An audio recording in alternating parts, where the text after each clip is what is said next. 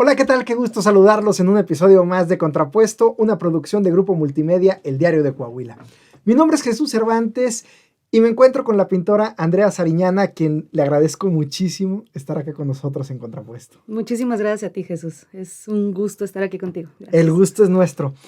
Andrea, me gustaría que platicáramos de tu carrera, de tus procesos creativos, de los proyectos que tienes y demás, pero me gustaría empezar justo con los inicios de tu carrera pictórica. ¿Cómo te enteraste que querías ser pintora? ¿O en qué momento lo decidiste? Me lastimé, historia corta, me lastimé la espalda. Ajá. Estuve 3 meses en cama, aburridísima, con muchísimo dolor. Me regalaron unos óleos y dije, porque yo quería ser bailarina profesional. Ok. Y entonces dije, esto que me está dando la pintura lo hacía terrible, ¿sabes? Yo creo que no tuve como buena motricidad a la hora de pintar estando chiquita. Y entonces dije, pues esto de pintar me da la misma paz y me hace sentir lo mismo que me hacía el baile. Y empecé a buscarle por ahí. ¿A los cuántos años? A los 17 tuve mi accidente. Ok. Sí. O sea, a lo Frida Kahlo. A lo Frida Kahlo. Mira. ¿Es alguien relevante en tu vida o...? Pues sí, en cuanto como a esta historia que siento que mucho de mi obra parte desde el sufrir, desde el dolor, desde como todas estas experiencias tan viscerales y tan crudas, pero fuera de ello no, pictóricamente no me encanta lo que hace, me gusta mucho su concepto, pero pictóricamente no me gusta. Desde, digamos, fue el baile y luego la pintura. ¿Todo el tiempo tu futuro había arte o de repente estaba como esta cosa, bueno, me gusta el baile, pero no sé si me voy a dedicar a esto? ¿Lo tenías claro o no tanto? Tenía claro lo del baile, iba muy en contra de mi familia, pues mi familia son maestros todos, Okay. Entonces en diferentes áreas, pero todos se dedican a la educación, entonces el que yo empezara con algo de artes era de, espérate, si nunca hemos ido a un museo, ¿no? Entonces... ¿De dónde viene eso, no? Sí, y es como la pregunta que todos nos hacemos, digo, ya después las nuevas generaciones, mis hermanos y mis primos empiezan a acercarse mucho al arte, pero porque yo los he estado introduciendo, antes no. Mira.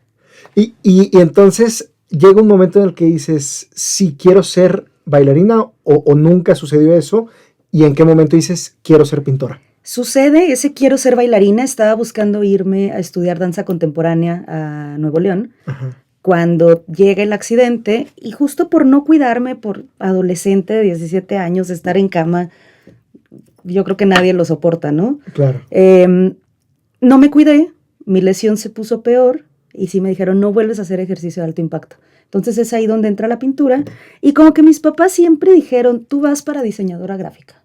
Entonces estuve en todas las clases de inglés desde la niñez, porque pues el programa, que era el Corel Draw, el único que se usaba, venía en inglés. Mi papá de sistemas, pues sabía más o menos qué onda. Me decía, tú tienes que saber inglés porque pues tú vas a ser diseñadora, ¿no? Y pues digo, bueno, ya, ahí voy a estudiar diseño gráfico, que es lo que mis papás siempre creyeron que iba a hacer, ¿ok? Y cuando entro a inscribirme a la Universidad Autónoma de Coahuila, diseño gráfico, resulta que pertenece a la Escuela de Artes Plásticas. Y yo, ¿qué es eso? ¿Por qué? Okay. ¿Qué es artes plásticas? ¿Sabes? Me acuerdo que lo googleé, no entendía nada, era totalmente ajeno a mí. Y entonces veo el perfil de ingreso y me doy cuenta que eran muy similares, tanto el de ingreso y el de egreso, pero básicamente, a como lo entendí o lo que quise entender, fue el diseñador trabaja para alguien, el artista trabaja para sí mismo y vende lo que hace, ¿no?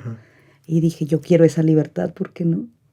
¿Por qué necesito una marca que me diga tienes que hacer esto si yo puedo poner la agenda que yo quiera? Claro. Entonces esa fue la razón por la que entré a artes. ¿Tuviste alguna influencia o alguna mentora, algún mentor o cuáles has tenido a lo largo de tu vida? Particularmente dentro de la pintura ya. Sí, Lila Jamieson, que fue maestra de la universidad, fue maestra de pintura y de arte contemporáneo. Ahorita tenemos una amistad muy bella, nos asesoramos proyectos todo el tiempo. También en Ciudad de México, porque después me mudo para allá, asisto a un artista, Rigel Herrera, y también fue muchísimo todo lo que estuvimos compartiendo. Estas como influencias muy cercanas, ¿no? Y luego, pues alcanzo como el tope de lo que yo quería de pintura, los logros técnicos, y me empieza a llamar muchísimo más el arte conceptual. Ok. ¿En algún momento de tu vida tus maestros o tú misma le tirabas al arte conceptual o siempre hubo un respeto hacia esa área del arte? Fíjate que no me gustaba el arte conceptual, pero no me gustaba porque no lo entendía. Ok. Entonces decía, ¿por qué este micrófono es arte conceptual si es un micrófono, no? La manera en que mis maestros de arte contemporáneo llegan a contarnos la historia pues de las piezas, de los artistas, me empieza mucho a llamar la atención, pero me parecía mucho más elitista de lo que puede ya ser el arte, ¿no? Okay. En ciertas circunstancias. De decir, pues tienes que tener cierto conocimiento, cierto tiempo para ponerte a investigar a los artistas y que entiendas una pieza. Pero pasa de eso, como de la aceptación, a encontrarle un gusto y a decir, yo quiero ser así de conceptual como ellos. O sea, qué padre llegar, qué cerebro además, llegar a decir que esto es tu arte, porque quiere decir que ya trabajaste muchísimo en tu concepto, en la cabeza, ¿no? Uh-huh. Tanto para decir que este objeto lo puedo hacer. ¿Y qué papel jugó en ese sentido la educación formal en ti como artista? ¿Crees que de alguna forma inhibe el desarrollo artístico o lo promueve? Híjole, yo creo que depende de cada persona, uh-huh, del interés y de cómo puedas aprender. Yo algo que peleaba mucho, pero que al final es un complemento muy rico en mi formación, es que yo estudio aquí en Artes Plásticas, que es o era en aquel momento, cuando me tocó ese plan de estudios, muy técnico. Entonces, mis cargas de materias eran 5 materias de pinturas, ¿no? En diferentes niveles y diferentes técnicas de pintura. 5 de escultura, 5 de grabado. Teóricas también, había un poco de todo. Entonces fue una educación muy formal, pero muy académica y muy hacia lo técnico. ¿Sabes? Como se ve en las películas de ponte a dibujar con la esculturita en medio y todos estamos alrededor. Pero de repente me meto a otra escuela, me voy de intercambio por 6 meses y esta otra escuela, la técnica les valía puro queso. Ajá. Y todo era concepto, concepto, concepto. Entonces, obviamente fui la más buleada y la más todo porque yo no llego al mismo nivel como intelectual conceptual que ellos están. Sí, traía una técnica muy polidita. Pero claro, técnicamente ellos supongo que estaban un poco más deficientes. Sí. Digo, no les interesaba, ¿no? Ajá. Pero yo podía verlo así, podía juzgarlo o catalogarlo de, pues sí, tú no tienes esta técnica, ¿no? Y ahí es donde empiezo a hacer este equilibrio. Me sigue costando y lo sigo trabajando y cuando logro llegar a algo así de conceptual, me llena muchísimo. Uh-huh. Platicabas antes de irme, o más bien cuando me fui y comentabas la figura de Rigel, uh-huh, en tu vida. Te fuiste a Ciudad de México primero, ¿no? Sí. ¿Por qué irse a Ciudad de México y por qué no quedarse en Saltillo? Aunque parezca obvio dentro del arte esto. Bueno, pues justo un poco es esa obviedad de, pues Ciudad de México tiene absolutamente todo, ¿no? Hay toda la diversidad, todas las opciones, sales de tu casa y existen 1000 y un cosas que hacer y a dónde ir, y para todos los gustos. Pero la otra es esto que a mí me parece riquísimo y que si hay por aquí algún estudiante que nos esté escuchando, me gustaría recomendárselo ampliamente, que es las ventajas que te da ser estudiante, las ventajas que tienes al ser universitario o a estar dentro de alguna institución, ajá, que son todos los intercambios, todas las becas que ofrecen, el simple hecho de que tienes unas salas protectoras que son, pertenezco a tal universidad, soy estudiante de tal, tengo un proyecto tal de tal universidad, te abren muchísimas puertas. Entonces, yo en ese momento estaba estudiando 2 carreras al mismo tiempo, porque me metí a estudiar arquitectura también. Es cierto. Estuve en arquitectura 2 años en la UANE, porque no podía tener 2 matrículas al mismo tiempo en la UAC. Entonces me meto en UANE, pero pues estaba un poco forzado por el rollo familiar. Digo, me gustaba, lo complementaba. Y además, a ver, escogiste 2 carreras súper demandantes de tiempo, claro, ¿no? O sea, no es como que el plan ahorita lo saco en 5 minutos y la pintura ahorita lo saco en 3, ¿no? Claro que no, claro que no. Y justo yo decía, pues es que a mí lo que me gusta de las artes es todo lo manual, lo tradicional, el oler, el sentir, el palpar. Y el plan de estudios de aquel momento de la UANE era arquitectura, diseño, nada más, todo en computadoras. no me gusta la tecnología. Bueno, ahorita ya te contaré, pero estoy con un proyecto que tiene que ver con tecnología. Y entonces pues eran los planos a las 3 de la mañana de estar, ¿sabes? Con los ojos de ya no los puedo abrir, pero la pantalla está enfrente de mí. Y entonces llevaba 2 años en arquitectura, en artes ya llevaba 3 años y medio, me faltaba un semestre ya para graduarme. Y todos mis amigos se iban a Francia, o ese era como el plan, exactamente. Se iban a Francia con porque los les iban a dar intercambios de la Universidad Autónoma de Coahuila internacionales. Exacto. Entonces les dieron intensivo de francés, movilidad, exacto. Y pues yo no podía ir a los intensivos porque estaba estudiando arquitectura en las mañanas. Me imagino la frustración que sentías, ¿no? Y pobres de mis papás, yo creo que me la pasé reclamándoles toda la vida de que no había podido estudiar. Total que nadie se fue como quiera. Okay. Entonces que, pues yo me pongo como a investigar qué intercambios sí puedo hacer que no interfiera con mis estudios, ¿no? Y existía esta beca de movilidad en el verano. Nacional. Entonces hay un apoyo económico, pero pues esto, que al final de cuentas el decir vengo de tal lugar a hacer este proyecto, te abren las puertas. Sí. No es como mandar un mensaje por Instagram que te van a mandar. Me interesa estar contigo ahí. Sí, claro, o sea, te van a acá ya tienes un lugar acosador, ¿no? Bueno, acá ya tienes, es decir, en esta movilidad ya tienes un lugar, ya te están esperando, ¿no? Sí, claro, sí. Y entonces pues esto pasa, busco a varios artistas. Me convence la obra, o me llama mucho la atención más bien la obra de Rigel Herrera, y es donde me voy, le pido a ella, me dice que no varias veces, al final de cuentas acepta, y me voy a asistirla un mes, que fue una de las cosas más como impactantes, y yo creo que cambió mi vida en hacerme ver que puedo vivir del arte, ¿no? El ver cómo ella despertaba, iba al taller, trabajaba, y como no tienes otro trabajo, no, este es mi trabajo.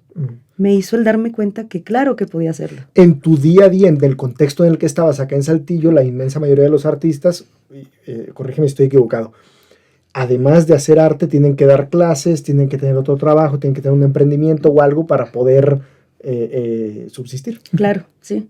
Digo, y es mi caso ahorita también, ¿no? Y yo creo que termina siendo el caso de la mayoría de los artistas, que si no estamos todo el tiempo en producción, pues estamos haciendo alguna chambita justo de dar clases, algo más, ¿no? Conozco muchos artistas que desafortunadamente no se pueden dedicar al arte 100%, entonces pues lo hacen más como en sus tiempos libres, ¿no? Pero también conozco muchos artistas, y yo me catalogo dentro de ellos, que todas las chambas que hacemos giran alrededor del arte. Y eso a mí me parece delicioso y me funciona muy bien. Platicábamos hace un mes con Natanael Espinosa y nos contaba que cuando él estudió la carrera de música, la relación de maestro-estudiante era más como de discípulo. Y entonces era aprenderle todo al maestro, y de repente el maestro podía ser súper autoritario y no se le cuestionaba. Tu experiencia con Rigel, ¿cómo fue? Porque me dices, la acompañaba en el día a día y demás, entonces me da la sensación esto como del discípulo, ¿no? Sí, pues fíjate que fue más, exacto, de discípulo, pues se genera más una amistad.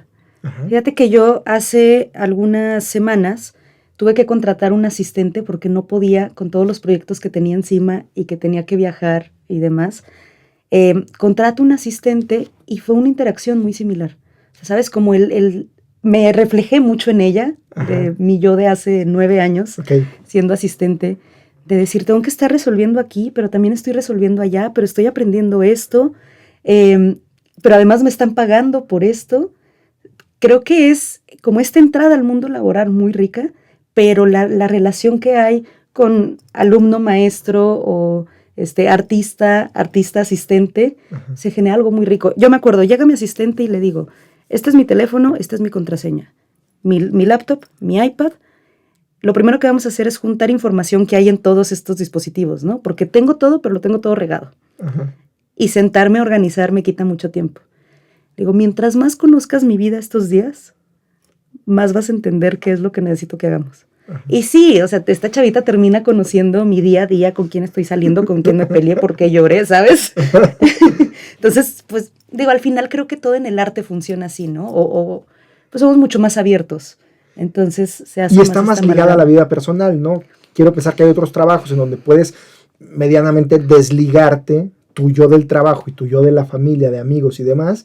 Y acá es difícil, es raro que un artista sea como mi chamba, acabé, cerré el taller y me voy a mi vida personal. Para nada. La vida personal está en el taller y viceversa, ¿no? Totalmente. Digo, yo tengo mi taller también en mi casa, que es como casa estudio, ¿no? Pero me decía, por ejemplo, mi asistente, es que yo hay veces que no me siento artista, me siento más ilustradora o diseñadora, pero más hacia una industria y no artista. Y sí me dieron el consejo de que tengo que despertarme y vivir la vida como artista. O sea, no puedo estar viviendo como una vida godín o como una vida pues en la que no encajo, ¿no? Ajá. Y es algo que, le digo, es que yo siento muy rico, por ejemplo, hay días que me baño y que se va a escuchar muy chistoso, pero me siento artista, ¿no? Ajá. Y, o sea, y me estoy bañando y siento que lo estoy haciendo de una manera performática y empiezo a analizar qué shampoo me puse primero, qué me lavé antes, qué después, por qué. Y digo, ¿esto cómo va a repercutir en mi día, no? Ajá. Los días que empiezo como a hacerme consciente de todo ello, termino teniendo un día de producción súper rica. Mira. Ahora, siguiendo con la migración, no nada más se quedó en México este proceso, este viaje, este andar. ¿En qué momento dijiste, necesito salirme de México? Uy, fue por ahí de 2019. Ya llevaba como 5 años viviendo en Ciudad de México. Tuve una depresión muy fuerte. Como artista te decía, soy muy catártica, muy visceral. Todo lo siento muchísimo, ¿no? Estaba en una depresión fuerte. He tenido varias depresiones, pero esta yo creo que ha sido de tocar fondo. Terminó medicada, ¿sabes? Con todo un cóctel que yo me acuerdo, los días pasaban y yo no tenía ni idea de... Veo fotos y digo, sí viví ese año, ¿no? Pero en mi mente está totalmente borrado. Y entonces me voy de viaje y digamos que por ciertas circunstancias se acomoda irme a Irlanda y a Inglaterra. Como que no tenía destino, solo quería que fuera Europa, pero no sabía bien exactamente qué hacer. Uh-huh. Me voy a Irlanda e Inglaterra. 2 semanas antes de irme, ya con todo súper preparado, me operan de urgencia. Un quiste en un ovario, estaba ya infectando como varios órganos. Y salgo y me dicen, pues te vamos a hacer biopsia, pasó esto, te vamos a hacer biopsia porque no sabemos si hay algo más. Yeah. Te avisamos dentro de un mes. Y yo, ok, bueno, pues a cuidarme porque en 2 semanas me tengo que ir. Logro irme. Y yo iba en una tristeza, depresión absoluta. O sea, este viaje más bien era como un escape para mí. Uh-huh. ¿Como si la depresión estuviera en México y se fuera a acabar en Irlanda? ¿O no tanto así? Pues no tanto. Era una fecha muy particular de luto muy fuerte que yo no quería vivir. Okay. Por muchos años no la viví. Ahora es una fecha que celebro, pero por muchos años no lo quería vivir. Y entonces ahorraba dinero para irme a Europa siempre en ese año y que mi día estuviera 100% ocupado en el viaje y que además mi día de 24 horas se volviera como de 16 por el cambio horario del vuelo. Ya. Yeah. Entonces, sí, no, yo sabía que yéndome allá la tristeza no se iba, la depresión no se iba y todos mis pensamientos seguían ahí, pero pues era esta la intención, ¿no? Como vivir menos y estar ocupada en otras cosas y con mi mente en otras cosas. La cosa es que pues estoy ahí turisteando, museos, tours, etcétera. Y un día en Irlanda llego a un paisaje gris, ¿sabes? Con un techo bajito porque todo está súper nublado todo el tiempo. Veo mucho verde con estos pastos gigantes como de 30, 40 centímetros que están como peinaditos hacia la colina porque el aire siempre va en la misma dirección hacia la costa, ¿no? Ajá. Y entonces, así me llega el aire y yo, ¿qué es esto? ¿La Rosa de Guadalupe? Te lo juro, lo sentí así, ¿eh? No soy creyente, pero así lo sentí. Y fue como Andrea, tienes una segunda oportunidad de vida. O sea, hace 2 semanas casi te morías, la libraste, tienes una segunda oportunidad de vida, ¿qué vas a hacer con ella, no? No sabía cuál era mi diagnóstico porque todavía no me daban resultados y entonces dije... ¿Te angustiaba la posibilidad de que fuera un diagnóstico negativo? Me angustiaba, lo deseaba también, pero pues justo era de, bueno, y sí, pues yo creo que en vez de estar aquí debería estar con mi familia despidiéndome, ¿no? O haciendo, ¿qué voy a hacer en este tiempo que me queda? ¿No? Pensándolo así de drástico claro, y de dramático. Estaba ese escenario como una posibilidad finalmente, claro. ¿no? Y entonces, pues eso, me prometí disfrutar las 2 semanas, 2 meses, 2 años, 50 años. Y cuando regreso a México, digo, ¿qué fue eso que sentí en Irlanda? Quiero regresar a entenderlo, a volver a vivirlo, a agradecerlo. Quiero regresar. Pero no quería regresar de viaje.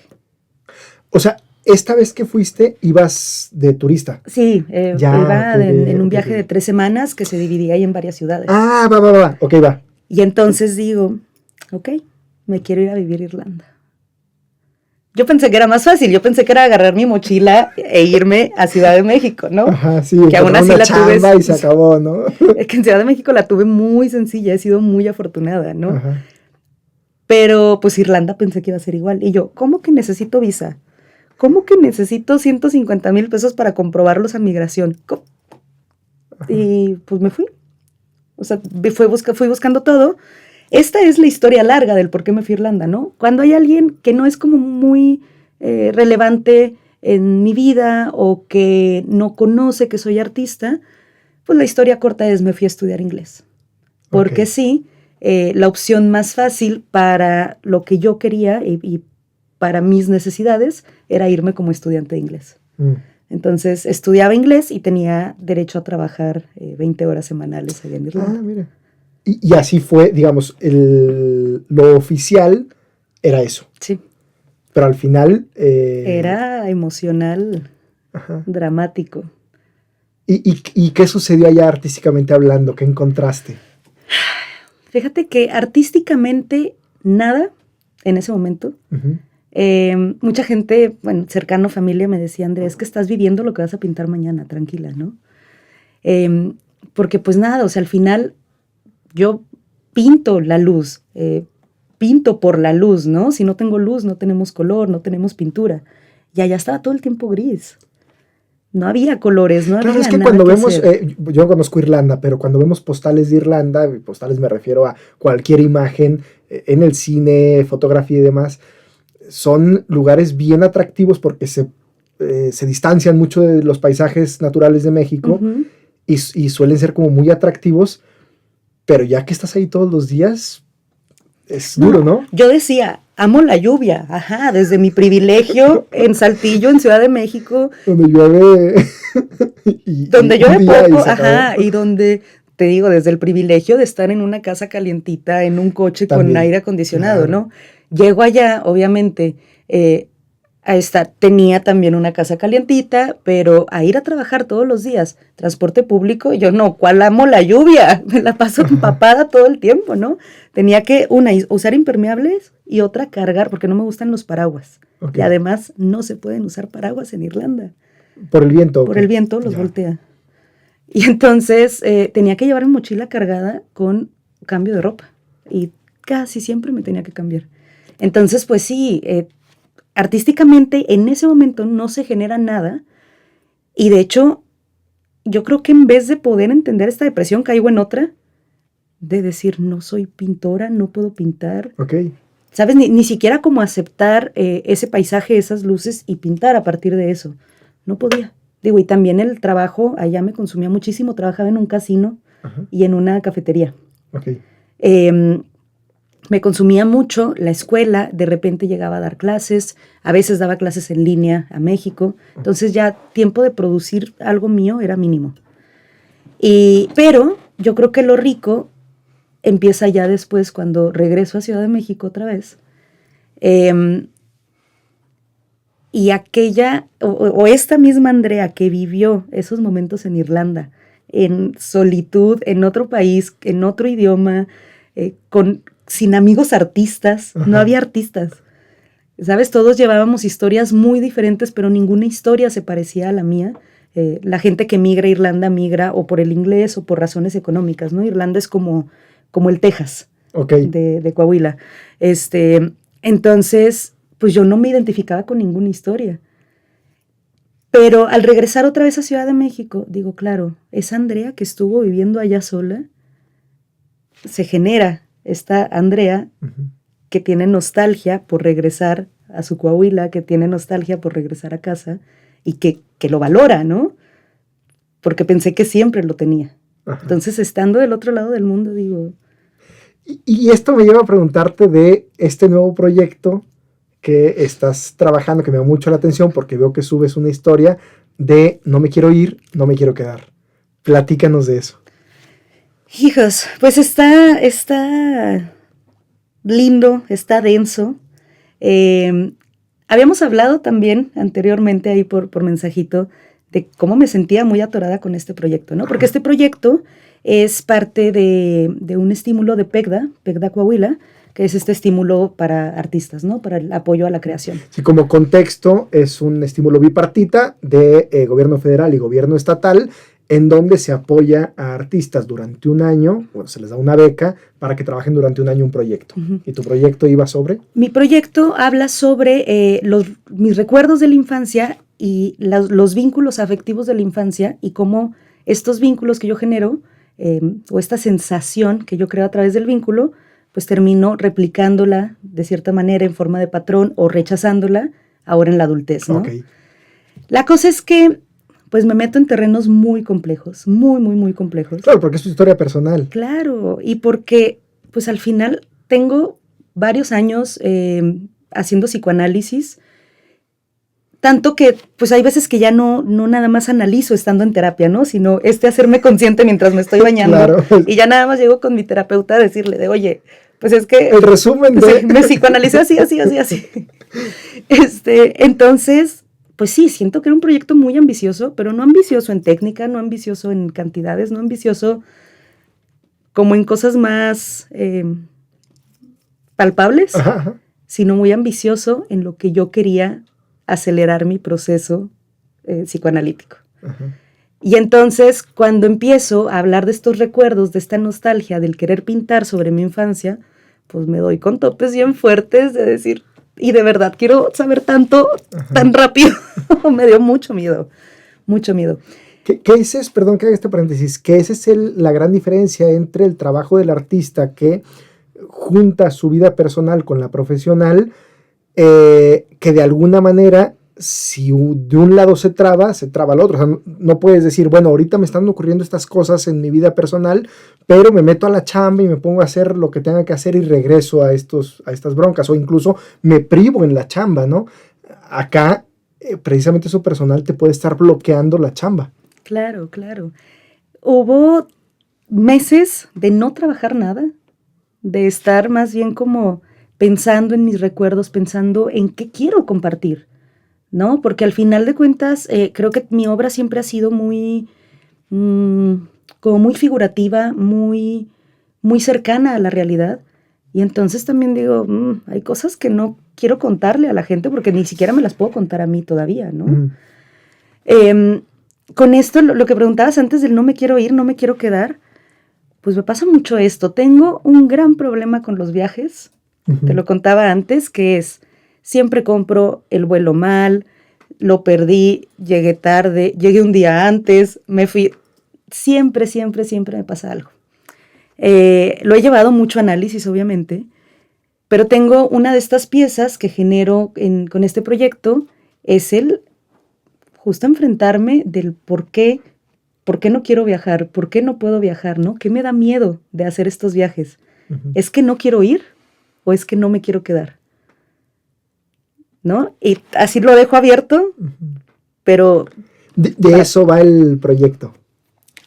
Es una de las piezas del proyecto, ¿no? El proyecto en general sigue hablando de estos recuerdos de mi infancia. Tengo, por ejemplo, estas pinturas donde estamos todos en una carne asada y se ve una fiesta, ¿sabes? Con globos de antañísimo porque se ven medio sepias. Ajá. De la fotito de hace 20 años, ¿no?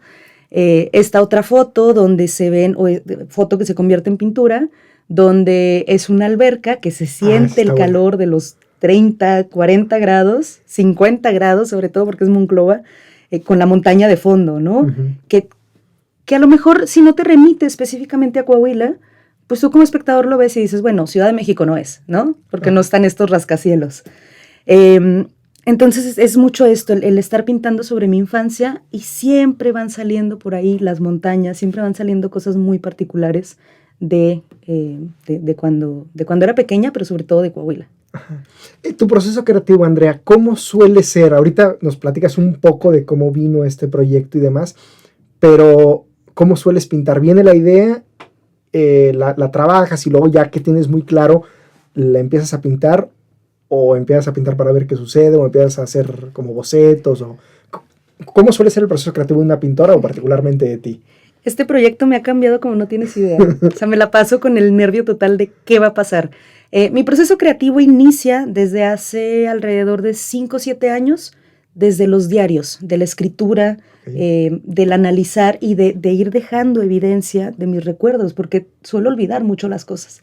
Entonces todo inicia en lo que voy escribiendo y pues de repente digo, a ver, hoy necesito pintar, más allá de si se va a vender, si va para un concurso, necesito pintar sobre esta pérdida, necesito pintar sobre esta ruptura, necesito pintar sobre esto.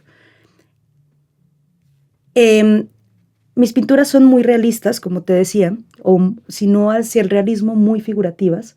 Entonces, si estoy pintando sobre un teléfono, entiendes que es un teléfono. Si estoy pintando un micrófono, se ve que es un micrófono, no queda ahí como medio abstracto o sufrido, ¿no? Se entiende perfecto. Entonces, parto mucho de la fotografía. Entonces, una vez que ya empiezo a decir, a ver, quiero hablar de esta ruptura, pero pues no voy a poner la jeta del güey, es de, ¿qué voy a hacer? Me voy a mis diarios y empiezo a leer qué fue eso que escribí, ¿no? Y qué analogía puedo hacer para representar esa persona, para representar esa ruptura, con algún objeto, con alguna escena. Hay una frase que me gusta mucho de Julio Galán, pintor coahuilense, que decía, hay que humanizar a los objetos y humanizar a los paisajes.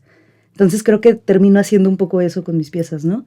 Después tomo la fotografía de mi modelo, porque parto mucho de la foto y empiezo a copiar la foto. La cosa es que con este proyecto lo que estoy haciendo es lo que me vaya diciendo la pintura. Okay. Se escucha bohemio, se escucha, a veces ni siquiera yo me lo creo, pero empiezo con una idea y en este momento sé que no va a terminar así. Y de hecho no sé en qué momento termina mi pintura. Digo, hasta que llegué a la fecha límite y lo tengo que firmar y barnizar y vámonos, ¿no? Uh-huh. Pero, pues eso, o sea, le voy metiendo y luego digo, no, esto no me convence en cuestión composición. Yo creo que debería agregarle algo acá porque este espacio está muy hueco. Pero entonces volteo a ver este espacio y digo, sí, pero ¿qué le voy a agregar? Entonces, o se me ocurre algo o lo sueño, o voy y reviso mis diarios. Pues quiero hacer una analogía de la libertad, voy a hacer el papalote que tengo tatuado que representa esto para mí, ¿no? Ajá. Entonces, esta serie en particular, pues ese ha sido mi proceso creativo, como sí partir de los textos, pero no saber a dónde me va a llevar. Que finalmente el PECDA, que es esta beca de la que estamos platicando, de alguna forma sirve para eso, ¿no? Para buscar otros caminos, para explorar otras formas, porque de alguna manera el proceso está garantizado que hay un pago por él, quizá menos del que valdría en el mercado, pero bueno, por lo menos ya está garantizado, ¿no? Claro, creo que este tipo de becas, porque existe esta y algunas otras, ¿no? Que es más bien, regularmente te dan el dinero o los apoyos en algún otro tipo de concurso de beca por un producto realizado, no por algo que apenas vas a hacer, ¿no? Entonces es justo lo rico, el que además te dan toda la apertura para que si cambia el proyecto, lo puedas hacer y que expliques el por qué ha cambiado, ¿no? Entonces, eso me parece muy rico porque además, pues, estamos como en contacto con otros artistas, tenemos tutores que nos van ahí como guiando, jalando las orejas o hasta incentivándonos en decir, pues si tu proyecto está cambiando, acéptalo, déjalo ser, déjalo ir. Después justificamos el por qué está sucediendo todo esto, pero pues es justo esto, te dan este apoyo inicial donde tú lo puedes desarrollar y puede ir cambiando todo lo que quieras. Y es el compromiso de entregar tal cosa, ¿no? Claro. ¿Qué proyectos, además de lo del PECDA, actuales estás trabajando, independientemente de si se van a presentar en algún lugar o mostrar en algún lugar o no? Pero ¿en qué andas ahorita y en el futuro que viene? Pues mira, con esto del PECDA se va un poco a lo que estoy trabajando también allá en Ciudad de México, porque el PECDA lo estoy desarrollando mucho más acá. Este PECDA también me permite el revivir mis recuerdos de la infancia y empezar a viajar con mi familia, con mis hermanos más pequeños, con mis abuelos, para ir a los lugares donde solíamos ir de vacaciones cuando éramos pequeños. O sea, es un proyecto de alguna forma también que le beneficia o que se ve involucrada toda la familia. Sí, ¿no? es riquísimo. Es riquísimo porque, o sea, qué bonito que a partir del arte y a partir de un proyecto estemos regresando a ser esta familia que pues la adultez nos ha ido separando, ¿no? Claro. Entonces, pues es ese volver. Entonces, PECDA y todos estos viajes y estas pinturas nacen acá. Algunas se desarrollan allá en Ciudad de México, porque pues es donde vivo y donde tengo mi taller. Que quería hacer un paréntesis. Estuviste en Irlanda, regresaste a Ciudad de México y has vivido en Ciudad de México y ahí desde... me he quedado. En Ciudad de México, desde 2016 empecé a irme para allá. 2018 me quedo ya fijo. 2021 me voy a Irlanda. Ajá. Regreso 2022 a Ciudad de México y ahí es donde sigo ahorita. Sí.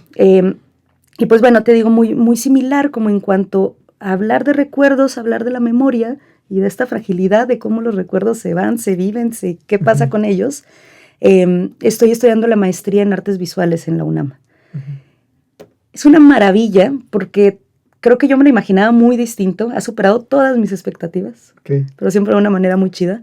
Entonces, tal cual, yo estoy desarrollando ahí un proyecto de investigación de lo que yo quiera. Entonces, este proyecto de investigación estoy estudiando color luz y color pigmento para hacer que con cierta iluminación, pensemos no en estas iluminaciones blancas, ¿no? Blanca cálida, blanca fría, que están en nuestras casas, que están en las galerías, que están en los museos, sino tener tipos de luces de colores. ¿Sabes? Ahorita están muy de moda los LEDs en las habitaciones, ¿no? Pues bueno, algo así, que puedas verlo en rojo, que puedas verlo en azul, que puedas verlo en verde, y que mi pintura, que está pintada para que se vea en luz blanca, al momento que lo veas en rojo, haya ciertas cosas que no se puedan ver. Entonces desaparece tal vez el texto que pinté ahí, desaparece tal vez alguna persona que era importante que se viera, y luego lo cambias a luz verde y es lo primero que se ve. Entonces, esto es lo que estoy estudiando en la maestría y pues que al final termina siendo parte de mis proyectos del seguir abordando qué onda con los recuerdos, qué onda con la memoria y de cómo yo lo percibo, ¿no? Cómo de repente estos recuerdos parece que entra una pantalla roja que hace que no perciba no veas unas mi cosas, recuerdo pero completo. otras sí. Claro. O que según la mirada de quién, ahorita que decías eso, claro, tiene mucho que ver también con la percepción de alguna forma, ¿no? O sea, Claro. según la mirada de quién, ve qué. Sí. Del mismo objeto. Sí. O el mismo recuerdo. El mismo recuerdo, exacto. Y regreso otra vez un poco al PECDA, le mando una fotografía a mi mamá de una de las pinturas que ya terminé. En esta pintura, para darte un poquito más de contexto, está un coche, no sé si es un Atlantis o una Caribe, pero, o sea, ¿sabes? Te estoy hablando de... 80s. Final, yo creo que la Caribe debe ser 70s, 80s, pero la foto es del 98, 99. Y entonces después estoy yo, digo, no tienen por qué saber que soy yo, solo se ve ahí un bebé que se está como sosteniendo, como si se estuviera cayendo y se sostiene para no caerse, ¿no? Como que apenas está aprendiendo a caminar.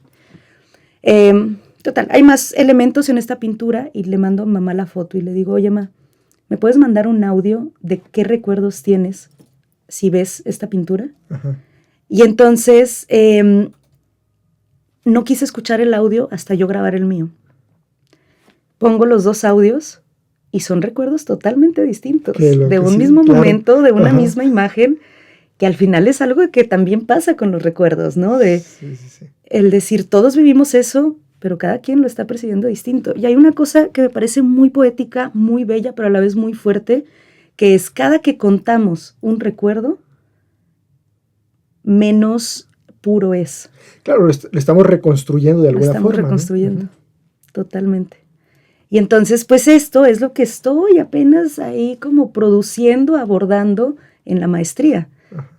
Pero pues no nada más estoy en el estudio del concepto de qué es memoria, de qué son los recuerdos, sino que pues al meterme con esto de luz y pigmento, pues me doy cuenta que me tengo que poner a estudiar física.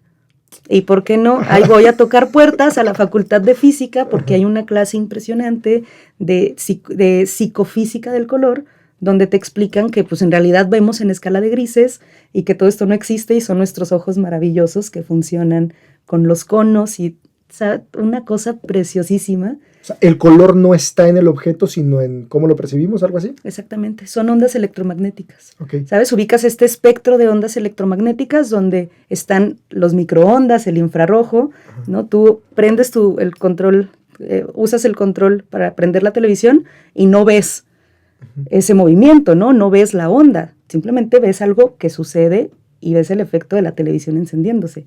Pero hay una onda ahí también.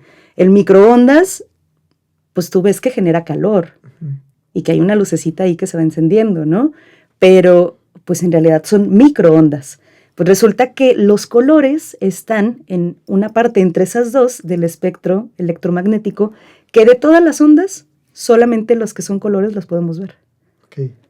Como humanos, ¿no? Los perros pueden ver otros, ciertos animales pueden ver otros, hay quienes ven ultravioletas, bueno, seres que ven ultravioletas. Entonces, el color no está en los objetos, no está en nosotros. Son ondas electromagnéticas que andan por ahí. Y eso como pintora supongo que debe explotarte la cabeza. Me voló horriblemente. O sea, de repente son las 3 de la mañana y yo con mis luces en mi taller prendiendo, apagando, han de pensar mis vecinos que tengo un rave con audífonos. Claro, porque está en silencio. Sí. Oye, Andrea, para cerrar, ¿qué le dirías a todas esas personas que están adentrándose al mundo de la pintura? Uy, que estudien mucho de lo que quieran aprender, sea técnica, sea concepto, que se acerquen con las personas que deseen, a lo mejor les dicen que sí, a lo mejor pueden trabajar con ellos, y que lo hagan siempre desde el corazón, ¿no? Aún así, si sea una cuestión económica, el hacer una manzana o un elefante, pintar una manzana o un elefante porque lo quieres vender, que te nazca desde el corazón, eso que estás haciendo. Muchas gracias, Andrea. Gracias a ti. Y mucha suerte en todo esto que viene más adelante, muy seguramente en los espacios del diario estaremos al pendiente de tu carrera y de todo lo que vayas exponiendo por acá en Saltillo. Claro que sí, ya te estaré contando de todo. Muchas gracias. Muchas gracias a ti y muchas gracias a ustedes por quedarse aquí con nosotros a escuchar esta bella plática con Andrea Sariñana, pintora. Mi nombre es Jesús Cervantes, Doralí Castillo en la producción. Les invitamos a que le den manita arriba, a que activen la campanita, nos sigan en nuestras redes sociales de Grupo Multimedia, El Diario de Coahuila, para que no se pierdan ninguno de los contenidos que estamos aquí generando. Y que tengan una excelente jornada. Hasta luego.